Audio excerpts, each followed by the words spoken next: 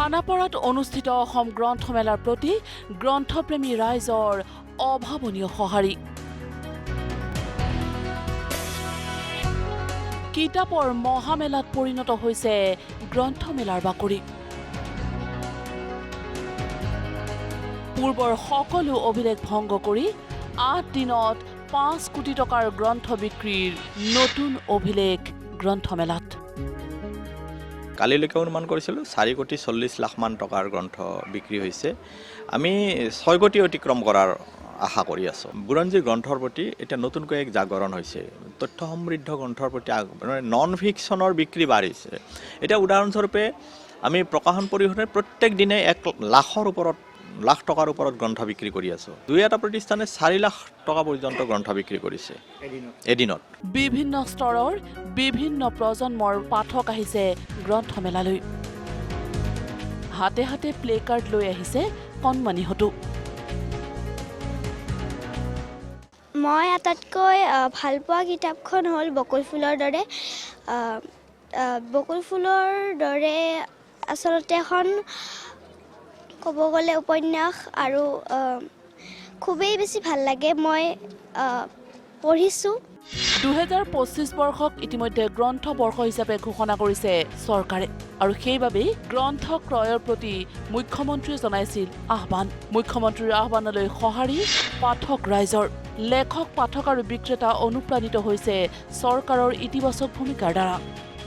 মাননীয় মুখ্যমন্ত্ৰীয়ে যেতিয়া গ্ৰন্থমেলাৰ কথা কোৱাৰ লগে লগে তেখেত এগৰাকী ব্ৰেণ্ড এম্বেচাডৰ দৰে হৈ গ'ল আমাৰ কাৰণে।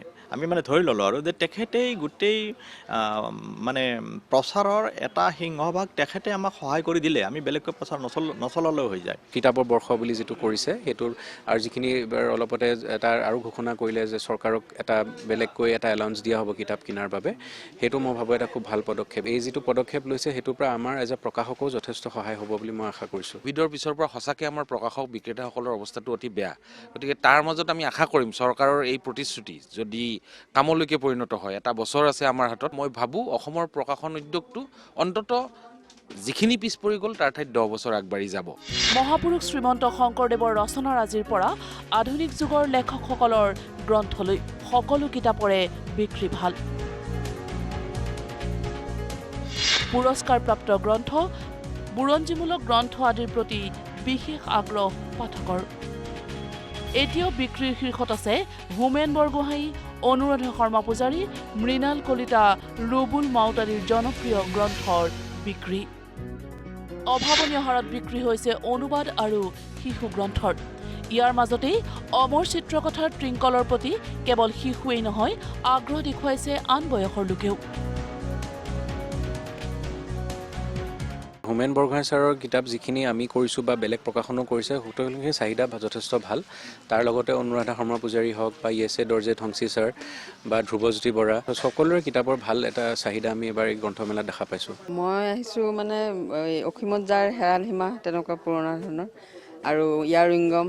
শিশু সাহিত্যৰ পৰা আৰম্ভ কৰি বুৰঞ্জীমূলক নতুন গল্প, নতুন উপন্যাসৰ পৰা আৰম্ভ কৰি কিছু চাঞ্চল্যকৰ ৰিপৰ্টিং ধৰ্মী কিতাপ, সকলো ধৰণৰ কিতাপৰ প্ৰতি আগ্ৰহ আছে। আটাইতকৈ বেছি আদৰ আজিৰ তাৰিখতো আছে প্ৰায় সকলো পৰিয়ালতে, সেইটো হৈছে শংকৰদেৱ। সেই আদৰ অন্য কোনো লেখকৰ প্ৰতি নাই।